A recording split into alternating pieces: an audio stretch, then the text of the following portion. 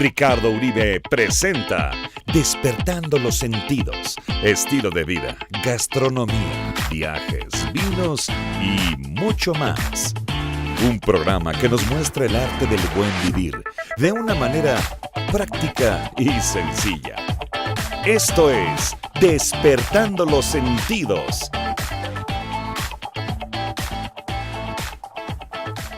¿Qué tal, amigos de Despertando los Sentidos? Los saludo con muchísimo gusto. Mi nombre es Ricardo Uribe y estoy acompañado de dos grandes. Mi querido amigo Alejandro García Blanco. Bienvenidos de nuevo. Y mi querido Ángel Salinas. Encantado de estar aquí. Oye, estábamos revisando hace ratito nos llegó a la producción la semblanza de aquí de mi querido Ángel, y lo lee y dice que nada más de leerlo se sentía importante. Es un guayabazo terrible, súper bueno. Oye, Está bien. espérame tantito, güey. Es sommelier certificado de la Court of Master Sommelier, no más. Correcto. ¿No? Para que estudiaste en la Universidad de Anáhuac. Sí, señor. Eres licenciado en Administración de Empresas. Correcto. Has dedicado tu carrera profesional al área administrativa y operativas en la industria de alimentos. Mi vida entera. Yo la verdad es que cuando yo te vi por primera vez, y creo que alguna vez lo comentamos en un programa de radio, fue en el canal Gourmet. Sí, es correcto. Tú hiciste ahí muchas temporadas, ¿no? Pues hicimos una temporada larga y después tenemos firmada otra que el Gourmet ha cambiado de manos un par de veces, pero estamos pendientes de grabar la siguiente temporada. Es un programa padre que se hacía entre sommeliers de México, Chile y Argentina para toda América Latina. Entonces la verdad estaba muy padre porque aparte era un proyecto que buscaba aterrizarle a la gente normal que no sabe mucho de vino lo que de pronto pasa por la mente de los sommeliers. Sí, como dice Fabiola, vino para mortales. Vino para mortales, ¿no? Exactamente, esa era la idea. Uh-huh. Y un poquito responder, y es padre, ¿no? De pronto poder ayudar y responder dudas a alguien que está en Perú o que está en Venezuela. Yo todavía recibo felicitaciones en mi cumpleaños de fans del programa. Porque la dinámica, perdón que te interrumpa, era padrísima. O sea, estaban al aire, no sé si, bueno, evidentemente estaba grabado, ¿no? Sí, grabamos la temporada de un jalón. Pero de alguna forma obtenían las preguntas del público de lo que se te ocurra, ¿eh? Así lo más mafufo que se te puede ocurrir en un momento dado que dices, no se lo voy a preguntar por pena, pero como ahí no te ve, pues no tiene pena. O sea, ¿no? En el vino no hay preguntas tontas, Y todas las preguntas son bienvenidas. Y cada uno de ustedes contestaba, a alguno le tocaba hablar de una cosa, a otro hablaba, porque estaba, si no me equivoco, Sandra Fernández. Sí, estaba Patricio Tapia de Chile. Claro. Y estaba Gina Estrada también. Gina también Gina estaba. estaba también ahí. Estaba Marina, la sommelier de Buenos Aires, que es un encanto. Era un formato de programa. Sí, la verdad, padre, muy divertido. Mi mamá era tu fan, man.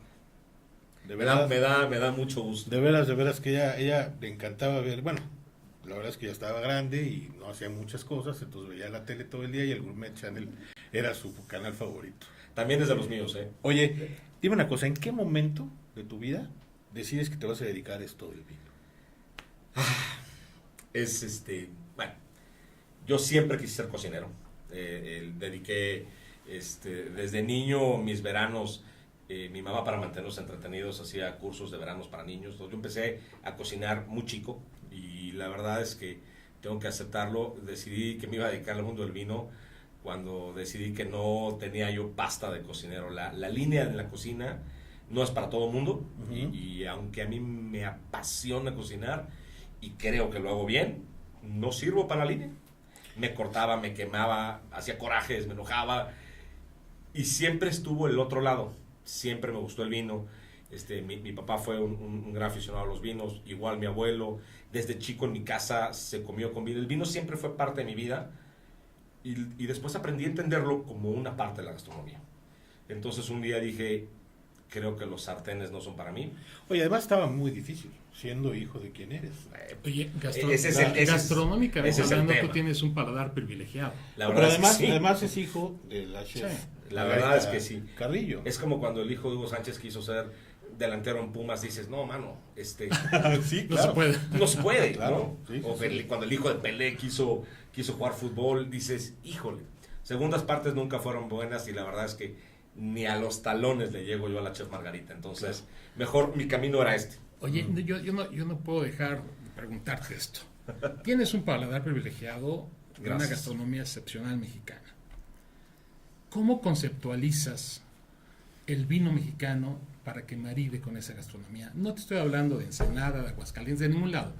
así tu concepto de vino mexicano para el maridaje?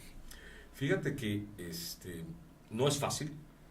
No es fácil porque en México traemos un chip un poquito raro de preferenciar al vino tinto sobre el blanco y el rosado, cuando el 90% de nuestra gastronomía es para vino blanco y rosado. La verdad es que yo creo que la gastronomía en México es privilegiada. Probablemente los franceses y los chinos pelean mucho que las suyas son las más ricas, pero en diversidad, en riqueza, en estilos, en técnica, en ingredientes, la gastronomía nuestra puede ser la más rica del mundo. Pero es una gastronomía de mucho mar, de mucho lago, de mucho río, de sabores muy finos, muy sutiles. Pero en México hacemos mucho más vino tinto que blanco. Ahora las cosas están cambiando. Han surgido regiones que no están obsesionadas con el vino tinto, que está bien, el vino tinto muy bien, pero si tú quieres así hacer una mesa de rey de cocina yucateca, hijo, te vas a encontrar con un problema grave si quieres hacer maridajes con vino tinto, porque claro, por ahí no va. Ahora hay esta tendencia de que el maridaje no importa, es cierto que a ti te guste. Yo al final, yo que soy ya de la vieja escuela, tengo una cosa muy clara. La cocina es química, el vino es química, y lo que hay en tu paladar es química. Entonces esto de que tú puedes combinar lo que quieras y todo va bien, falso. Hay cosas que chocan, que hacen cortocircuito. Yo tuve un juego de química a mi alegría y casi quemo la alfombra de mi mamá. Y bueno, sí. No. Digo, a mí también casi me meten al bote por eso. Sí, era muy peligroso. Entonces, sí, la verdad es que sí era muy peligroso. Sí explotaba. Sí explotaba. Y sucede, hay cosas que en tu paladar hacen cortocircuito. Entonces, ahora, yo tuve la fortuna de trabajar mucho tiempo haciendo los maridajes para los menús que la chef servía para el gobierno de México, no solamente en México, sino en París y en Nueva York y en Guatemala y en Arabia Saudita. Entonces yo me fui forzando a probar todo lo que había mexicano para ver qué podíamos cazar, ¿no? Entonces, qué podíamos cazar con la cocina mexicana que mi mamá presentaba por el mundo. Claro. Entonces, por ahí un poquito, creo que cada vez hay mejores opciones, ¿no? Yo creo que cada vez estamos haciendo en México más y mejor vino, pero también creo que eso se debe a que estamos abriendo otras fronteras, estamos plantando. Hoy hay viñedos fantásticos en Chihuahua, acabo de probar vino poblano que le falta, pero va en el camino correcto. Bueno, hay uno por ahí en San Luis Potosí. Zacatecas.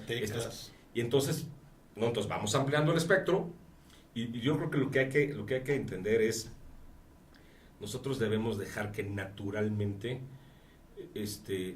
se den las uvas que nos benefician, ¿no? Traer una uva del Piemonte, de la niebla, de la montaña y plantarla en el desierto es como tomar un canadiense y ponerlo a trabajar de lanchero en Acapulco.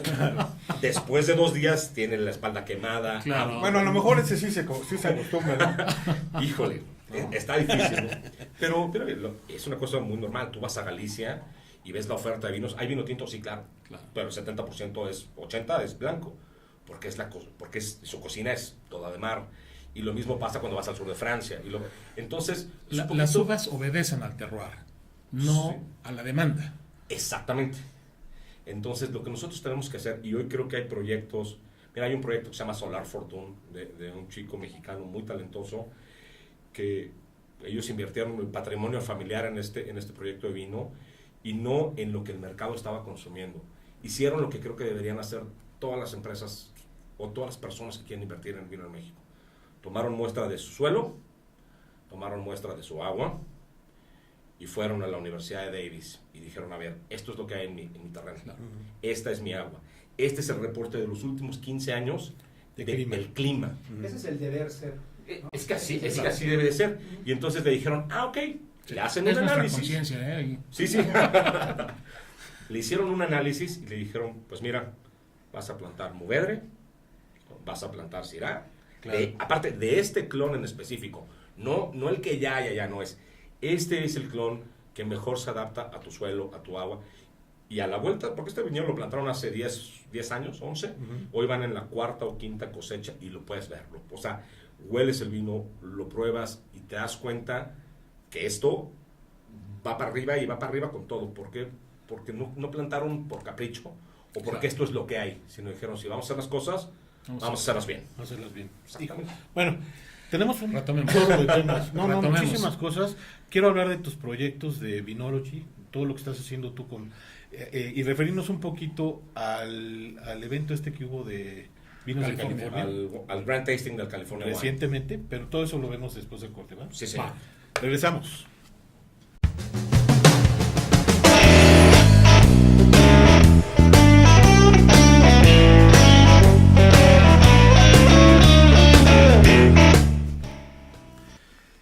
Bueno amigos, estamos de regreso con esta excelente charla con mi amigo Gracias. Ángel Salinas. Fíjate que, retomando lo que hablaban hace ratito de lo que tienes que hacer con el terroir, ¿no? Y con las diferentes tipos de cepas.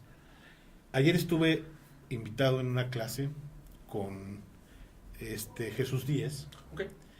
y la persona que estaba exponiendo era Christoph, el de Christoph Garner. Finisterra. Finisterra. Finisterra. Y justo él hablaba de cómo encontrar esa sinergia entre la tierra y el tipo de uva y ese tipo de cosas, ¿no? Ellos están trabajando unos vinos excepcionales. Yo conocía uno o dos de ellos, Cascabel, pero tienen unos Pedregal, buenísimos. Pies de Tierra. Que Christoph Pero- es un enólogo serio. Que además tienen, como dices tú, esa parte técnica, ¿no? Esa parte pues científica, diría yo, ¿no? Sí. Para poder trabajar los vinos, ¿no? Sí, Christoph es una gente que estudió, que toma el vino con seriedad, que trabajó en Europa. Él es suizo. Que trabajó y después viene a México con todo lo que aprendió a tratar de aportar. Y bueno, también él se ha tenido que adaptar. Claro. Yo conozco muy bien a Christoph y conozco sus vinos de hace 12, 13 años y conozco los vinos de hoy. Ok. Y también él se ha ido adaptando al terroir y ha ido entendiendo Sí, mejor justo era lo a que la nos tierra estaba contando, mexicana. ¿no? Y yo creo que hoy Christoph está haciendo en México los mejores vinos que él ha hecho. Pues yo estoy de acuerdo. Hoy está haciendo lo mejor de su carrera, de lo que yo he probado, es lo que está haciendo hoy. Pues mira, ayer nos hizo una cata muy padre con sus vinos y yo quedé muy ¿Cuáles presentó? Hijo de Pedregal, Pedregal, Cascabel. Cascabel Cascabel. y no recuerdo cuál otro. Pies de pero- Tierra. No, fueron esos dos, Ah. porque como Jesús estaba en su diplomado, Ok, había que probar los vinos de la clase de ese día, ¿no? claro. Yo nada más fui de invitado. Espero que algún día pueda yo tomar ese diplomado, porque la verdad es que Jesús Díez es otra onda también. Pero bueno, esa es harina de otro costal. Ya hablaremos con él en otra oportunidad. Pero mira, hace unos días, el día 16 o 17 de este mes, 16. estuvimos todos invitados a un evento que en lo personal me pareció maravilloso. Y te voy a decir por qué. Primero, porque había muchísima gente. No sé si eso al final resultó algo no tan bueno, pero lo que está padre es que cada vez haya más gente interesada en esto del vino, ¿no? Sí hubo un momento en el que de plano ya no podías ni caminar. Yo la verdad llegué Siempre está tarde. malito, ¿eh? Reconozco que ese día tuve programa con un amigo y llegué tarde, ¿no? Pero tú estuviste ahí todo el día, ¿no? No, O bueno, gran parte de la tarde. Más tiempo que Llegó tú a y- montar y se quedó a descansar todo el día. Y tú, bueno, sí, estuviste ahí como expositor. ¿Qué me cuentas un poquito de este evento? Es un evento que además se hizo con la intención de hablar de los mexicanos que han triunfado en Estados Unidos haciendo vino, ¿no? Sí, este evento se llama Grand Tasting, lo organiza el California Wine Institute todos los años. En México me parece que este fue el quinto o sexto año. Y no solamente lo hacen en México, lo hacen en diferentes lugares del mundo, un poquito pues para darle promoción y difusión al vino de calidad que se produce hoy en California. La gente de pronto cuando escucha, oye, el vino de California, te dicen, ah, sí, Napa, pero Napa es carísimo. Vamos por partes. Napa representa el 4% de la producción de vino de California. Hay otro 96% de otras regiones, muy importante de estilo, porque aparte Napa tiene un terroir muy particular, es un terroir que se presta para los varietales de Burdeos. Pero tú cruzas las Mayacamas y de frente al mar en Sonoma y tienes un terroir que es fantástico para Pinot Noir. Que para además Syrah son de vinos Pinot Fríos, totalmente diferentes. Totalmente diferentes. Claro. ¿no? Pero una cosa que es muy importante y a mí me dio mucho gusto este año esto es algo que en California se sabe, y no, la importancia de la mano de obra mexicana en el vino. Pero no nada más, en el caso del vino y el caso de California, no es nada más recogiendo la uva. Muchas de las bodegas más importantes de California y por ende del mundo, el enólogo en jefe es mexicano, o el dueño es mexicano, Eso es lo padre. o el viticultor es mexicano. Porque hubo incluso una ponencia, ¿no? En donde estuvieron invitados varios de ellos. Y bueno, increíble, las historias de enólogos, ¿no? Productores. Está Robledo, ¿no? Robledo. Robledo Winery. Sí. No, bueno, mismos. muchas. El enólogo de Schaefer También es mexicano. Es mexicano, claro. Bueno, es de origen mexicano. Y esto viene desde hace muchos años, ¿no? Cuando termina el programa Bracero, que llevó a muchísimos mexicanos, porque bueno, en la Segunda Guerra Mundial se van los jóvenes americanos a pelear, y el campo y la industria se queda desatendido. Entre los gobiernos se hace este programa muy famoso, y viene una gran cantidad de mano de obra mexicana a California a sacar adelante el campo y la industria, y cuando termina, pues hay mucha gente que se queda, que ya había hecho una vida ahí, Claro. y ellos son el motor detrás de la industria del vino en California. A donde vayas, a Monterey County, a Sonoma, a Clarksburg, a Napa, es el México americano, es el motor detrás de la industria del vino en California. Y entonces, qué padre que ahora, en este gran tasting, el California Wine dijo, vamos a honrar, ¿no? Vamos a hacer este tasting de los mexicanos en el vino de California. A mí me encantó ese tema. Sí, yo también, yo creo que fue una acierto. Y fueron varias bodegas, no recuerdo cuántas, pero además en el seminario. Estaba Ceja, estaba Araujo, hay muchas. Keller. No, bueno, Keller. si te vas a la lista de los vinos de culto de California, bueno, ahí está Araujo, y ahí está el Maya Vineyard de Dalla Vale, y ahí están, o sea, México o sea, los mexicoamericanos son muy importantes en la industria del vino. Ahora, otra cosa que hay que resaltar es que, digamos, el 70-80% de los vinos que estaban ahí ya se venden aquí en México, ¿no? La gran mayoría, si te acuerdas cómo estaba organizado el evento, todo lo que era el Salón Central son vinos que ya se comercializan hoy en México. Okay. Y había al final una línea que decía looking for representation, ¿no? Entonces, de bodegas las bodegas quieren seguir viniendo a México. Yo me acuerdo que el año pasado alguien me decía, ¿no? Tú representando tantas bodegas de Estados Unidos, ¿cómo te viene lo de Trump? Y yo dije, pues, a ver, a mí me viene como con miedo, porque no sé si va a haber animadversión, pero al final del día está la calidad que el que es bebedor de vino de California lo va a seguir consumiendo. Seguro. Y te puedo decir que hasta el día de hoy Trump no nos ha pegado. ¿Qué etiquetas presentaste ahí en la muestra? Fíjate que presenté varias bodegas de las que realmente a mí en lo personal me gustan, o que tengo una relación afectiva con el viñedo. Presentamos la línea completa de Ron Bauer. Presentamos Chuck Hill, que es una joya de vino. Presentamos Roth. Presentamos Pine Ridge. Lost Angel.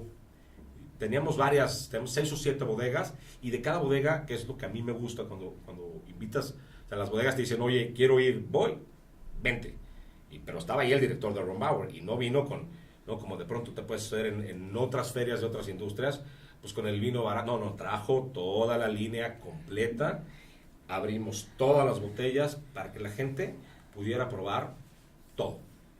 Tuve la oportunidad de probar Ron Bauer y me parecieron es una barbaridad. sensacionales. Y es una de esas historias. Bueno, yo tengo que mencionar, sí, que no es guayabazo, pero creo que el stand con más gente o con más cola que había era el tuyo. Sí. Bueno, entre otros, el tuyo, la verdad Sí, es que sí estaba muy concurrido. Muchas gracias. Y creo que fue de los únicos vinos. Y estaba en una esquinita ahí, medio complicado el lugar. Sí, y demás, pero este año nos tocó un espacio complicado, pero aún así, pues la gente viene, porque nosotros, en conjunto con las bodegas, somos de una idea muy clara, es decir, si vamos a presentar, llevemos lo mejor y abrámoslo para que la gente lo pruebe. De pronto, vas a ferias y entonces te dicen, este es el producto, el top, el bueno, pero no se abre para degustación, ¿no? Entonces tenemos de acá. No, Nosotros lo que llevamos, lo que tú ves ahí a la vista, se abre y se prueba. Sí, no lo traigas Eso mejor. sí. ¿verdad? Bueno, desafortunadamente el tiempo se nos está acabando, Ok. tenemos que ir a un corte, regresamos ya para concluir y seguir con este increíble tema, ¿va? No se vaya. Vale. Regresamos.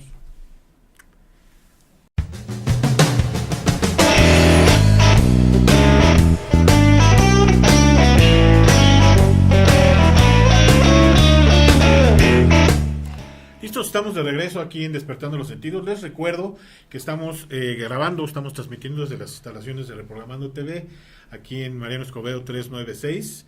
Recuerden que estos estudios están disponibles si alguien necesita hacer, pues no sé, una producción, un podcast, un noticiero, lo que sea necesario.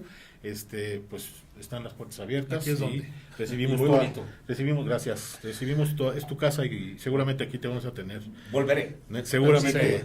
Y un pitac. Oye, Les a ver, recordamos rápidamente Perdón. también que parte de lo que se genera a través de Es estos importante. podcasts se van a fundaciones, ¿no? Estamos ayudando a diferentes fundaciones, de manera que pues no solo estamos tratando de transmitir la cultura del vino y la gastronomía, sino también estamos ayudando a quien más lo necesite. Que es importante. ¿Sale? Ángel, Adelante, mi querido Ale. Oye, platicamos hace ratito de Ron Bauer. Sí, ¿Cuál es fíjate. la historia detrás de esta A mí bodega? me encanta la historia de Ron Bauer, porque esa parte de la historia de mucho de las bodegas, no solo de Napa, sino de California en general, que después de la prohibición, la Gran Depresión y luego la Segunda Guerra Mundial, pues realmente en los 50s y 60s esto eran ranchos, sí había producción, sí había algunas bodegas, pero eran pocas. Finales de los años 60, por ejemplo, el señor Ron Bauer, él era piloto aviador de la aerolínea Braniff. Y entonces cuando se empieza a acercar un poquito al tema del retiro, dice, pues, ¿y ahora qué voy a hacer? Entonces él compra en una milésima parte de lo que cuesta hoy la propiedad, y así lo hicieron muchos, pues compra el viñedo, junta a algunos trabajadores mexicanos, y él se mete, pero él pues, no salía ni para comer. Entonces él seguía volando, y cuando tenía días de descanso se iba a California a la uva y al viñedo, y de pronto hoy te volteas y son estas empresas que valen oro y que producen muchísimo vino, pero la gran mayoría de la gente que llegó a Napa entre los años 60 y 70 venía así, con mucho corazón, con mucha energía, con mucha aventura. Mismo caso de Jim Barrett y Bo Barrett en Chateau Montelena, que venían con poco dinero y mucho amor, y de la mano de sus socios comerciales, los mexicanos que se habían quedado, porque esta sí es la primera generación de mexicanos que se había quedado, es como se construye California, ¿no? Entonces a mí esa historia me parece muy interesante, y hoy los ves en los grandes premios y los grandes vinos, y lo más padre de todo es que siguen siendo gente de campo, siguen siendo gente de viñedos, siguen siendo gente que no se la cree y no se da esas ínfulas. Son gente que sabe que construyó trabajando. Es que yo creo que ellos estaban enfocados en hacer un gran producto, Sí. un gran vino. El mejor Sí. que pudieran. El mejor que pudiera, el mejor que les diera su tierra. Y sin saber si alguien se los iba a comprar, porque Sí. en el momento era a ver si alguien No me lo compra. necesariamente Sí, buscaban claro. un proyecto del cual se hicieran ricos. ¿No? Sí, esto tiene que nacer de otro lado con otros objetivos.